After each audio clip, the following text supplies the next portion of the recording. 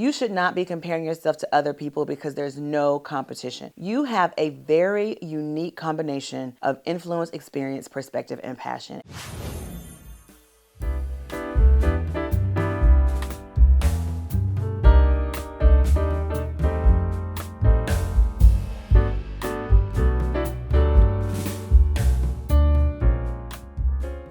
Well, I guess it was around the third of the way through a video I was watching by Vanessa Lau when she really started to say some things that were very shocking to me about her past struggles as an influencer. And for those of you who don't know who Vanessa Lau is, she is a major influencer who has amassed probably 7+ figure income from sharing as a digital content influencer on YouTube, and she used to teach Instagram. She had a program for that. She was just a really big deal in the influencer digital marketing space. And I loved her videos. I used to watch her a lot, and I was extremely shocked when I stumbled on this particular video where she was explaining some of her challenges. And I pulled out my iPad because I wanted to make sure I was getting it right for you guys. Vanessa talked about the pressure that she felt to be liked and accepted by her community.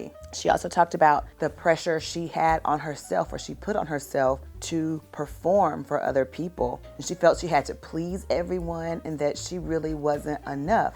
She also had feelings that she had to be bigger, do more things, spread her wings wider, spend more money, hire more people and all of those things. And because of that, she ended up burning herself out, really, is basically what happened, because she felt she had to keep up with the others in her industry. She talked about feeling less than because she didn't think she was worthy of being in the presence or in the room with some of the other influencers that she had found herself in the room with, because these were people that she had watched and she had admired. And guys, like I said, Vanessa was someone who I looked up to in terms of like how to do videos and how to teach people. So it just goes to show that you don't know what's going on behind the scenes of some of the people you admire and some of the people that you're watching. And so it's just probably a best practice for you to forge your own trail. Be you unapologetically. Get really good at what you want to do and how you want to show up. That way you're no longer comparing yourself to other people, and you don't have to feel the imposter syndrome as much, because you're not really competing with anyone. You're not comparing yourself to anyone else, and you recognize your unique value. Well, I want to have this conversation about success today, and I want you to really think about who you are really. Are you the person that is in front of the camera or in front of the mic if you're podcasting, or behind the pen if you're blogging? Is that really who you are? Or are you putting on airs? Are you showing up because you think that's what people want to see? Or are you really being yourself? Who are you really? So I want to have a conversation about success.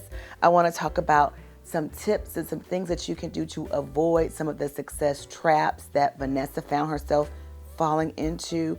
And then I also want you to recognize at some point, or maybe after listening to this video, what success really looks like for you. And I want you to stand on that, okay? I want you to really consider it. Hey guys, welcome back. If you are new here, I'm Andrea Patrick, the BU Boss, and I bring real talk and real tips to achieve real business and personal success by being unapologetically you. This is what happens when you are unapologetically you. So if this sounds like something that you want to continue hearing more about, keep listening. All right, let's talk about this thing called success. First, I have an issue with the word success in the first place because of the value that we've put on it. And I think that what we're doing is we're thinking in terms of monetary gain, monetary value. And I really think we have to be careful here, because monetary gain and attaining success, attaining wealth can be problematic if that's the only version of success you have, okay? So I want to talk about it for a second. If your definition is one of attaining wealth or, monetary gain, it's quite possible that you're not going to actually ever achieve that level of success, because the truth of the matter is that according to the United States Bureau of Labor, The average U.S. annual salary is less than $56,000 a year. That's as of 2023, December of 2023. The year prior, it was less than $57,000 a year. So if we're thinking in terms of success and attaining wealth or monetary gain, if we are the average American, we're not going to see that level of success. We have to step up our game and do something different to get a different result. But the truth of the matter is, even though we have a ton of millionaires in the United States, the fact is that a lot of them took 20 years to get there, and the majority of them did it through investing. It wasn't as an influencer, it wasn't as a basketball star or an athlete, it was through investing. So all of us have the same opportunity to be a success by these standards. But will we get there if that is our mindset around success? Maybe we should adjust that mindset. As you know, here on this channel, I talk a lot about really who you are, being unapologetically you, and learning how to leverage who you are to get the things that you want. And that said, it's important for you to change your mindset and consider changing what you think of as successful. So Psychology Today is a great resource, and it's something that I use a lot when I am talking about mindset shifting, because I think that they have a really good tap into it. And in an article in January 22, the author defines success perfectly, in my opinion. He said that success involves making an attempt and learning. Now, how many times have you heard me say that failure is your first attempt at learning? I got that from my cousin in an interview I did last year, and I just love that, and I've been using it ever since. I truly believe that when you fail, what you're doing is you're informing your next attempt. It's telling you what not to do the next time, so you know that you're that much closer to your success. So when you're thinking in terms of a success mindset, who are you really? Are you trying to define your success based on what you've seen other people doing, or do you really have a handle on what success looks like for you personally? Change your mindset around the idea. So with the definition that I just read to you, the idea is just that you need to try something different to get a different result towards your success. If you're doing something and you're not seeing the results that you're looking for, it's time to do something different. Success is attempting something and then learning from it. That is success. So if there is something that you want to do that you haven't done, that you've been thinking about for some time, now is a good time to do that, but do it on your terms. Who are you really? Okay? I'm motivated by this definition because I'd rather learn something that I am doing on my own and on my own terms than be intimidated because I'm trying to do something on someone else's terms. Okay, so let's look at Vanessa's challenges, and then I'm going to give you some of my tips to help you think in terms of being authentic and being true to who you are, who you really are, in order to obtain the success you're looking for. Number one, Vanessa said that she struggled with trying to please other people. She felt like she was trying to be accepted by her employees and her community. Now, my suggestion here is to build a community that is built on authenticity and genuine content. Yes, it's okay for you to go look at other sources to determine what type of content you should create, but ultimately, even if you choose a topic that is trending, approach it from an authentic and genuine place when you're creating your own content. I've created a new newsletter, and in it, I want to share with you real-time, real-life experiences and things that I'm going through so that you can see how I'm using the same tips and tools that I'm talking to you about here on this channel, inside my podcast, the CEO Mindset Podcast, and other places.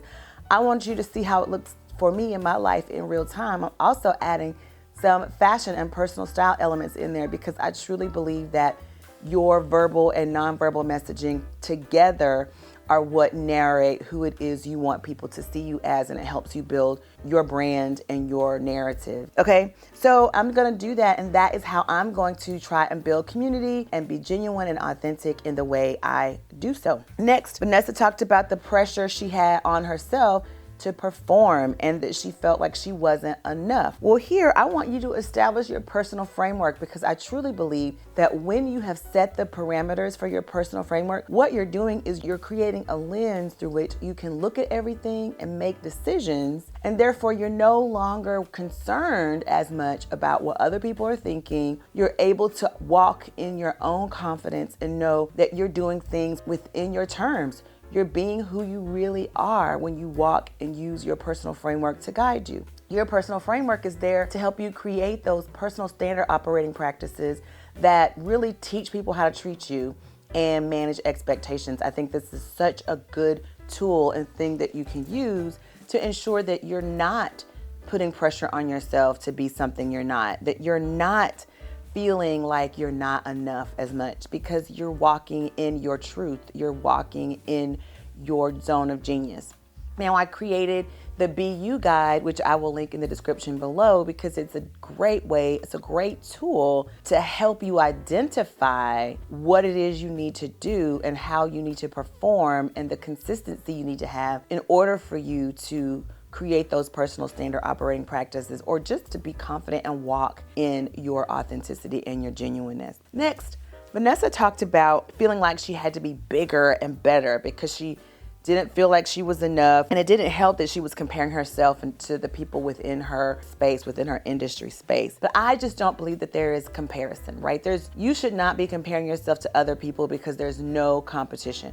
You have a very unique combination of influence, experience, perspective, and passion. And when you think about that and you realize that no one else has that same combination, so it makes you as unique as a snowflake or a fingerprint. So you don't have to worry about whether or not someone else is better than you, whether or not you're better than someone else, or how people are going to compare you against the other person.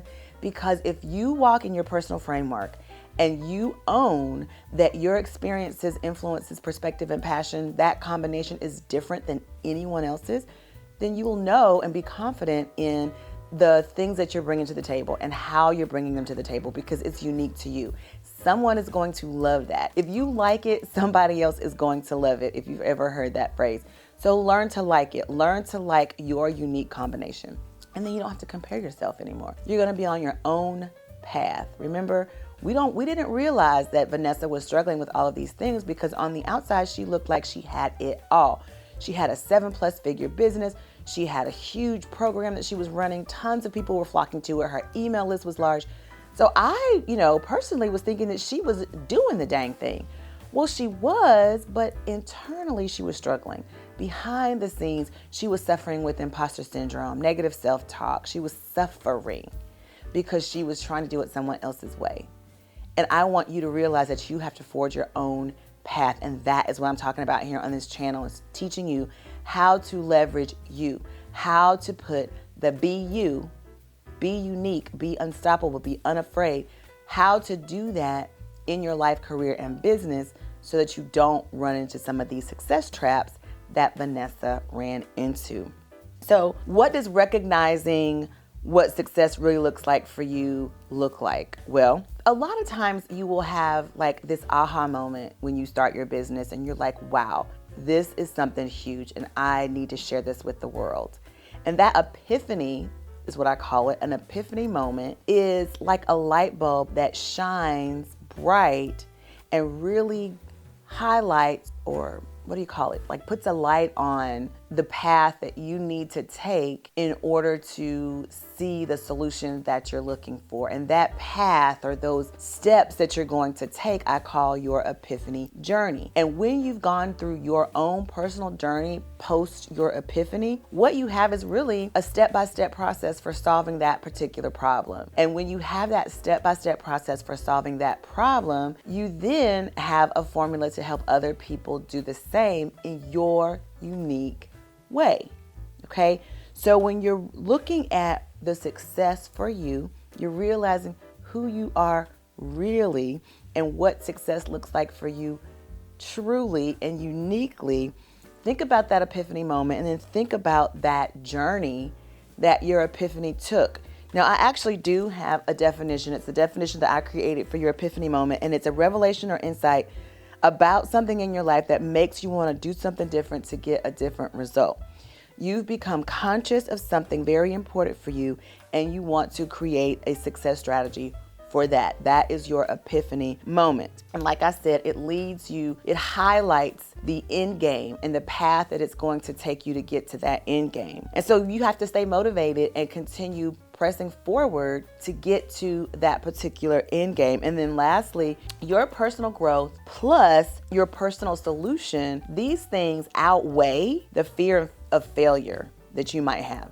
Instead, what they do is they fuel your attempt to serve other people. So what I'm saying is your desire to grow, okay, and the personal solution that you discovered along your epiphany journey are going to help you serve other people, okay, instead of fueling your fear. Now, I hope that this helped you, because when I watched this video with Vanessa, I was truly shocked, and it really did prompt me to ask the question, who are you really? Because she was someone to me that I thought had it all together. And she too thought she had it all together, but she didn't. She was living a lie. She was living someone else's life. She was trying to do it someone else's way. I'm gonna link her video down below because I think that it's worth you watching, but also I want you to recognize any of these things that she's saying, feeling, doing. I want you to see if you are doing some of the same things. And then I want you to use these tips here that I shared with you to avoid those success traps that she's talking about. And then I want you to consider, what was your epiphany moment? How did you reach your own personal solution? And was that the basis for what you're doing now? Or should it be the basis for what you do differently? Okay, that's my question for you. Leave your answer down in the comments below, and make sure that you are subscribed to my channel. Hit that notification bell and give this video a great big thumbs up. And please comment, guys. I want to hear from you. And listen, and my podcast is definitely a place you should go if you want to constantly evolve and be open to these failures that I'm talking about. Sometimes we're afraid, but over on my podcast, I walk you through different ways that you can just overcome that fear so that you can get to the success you're looking for.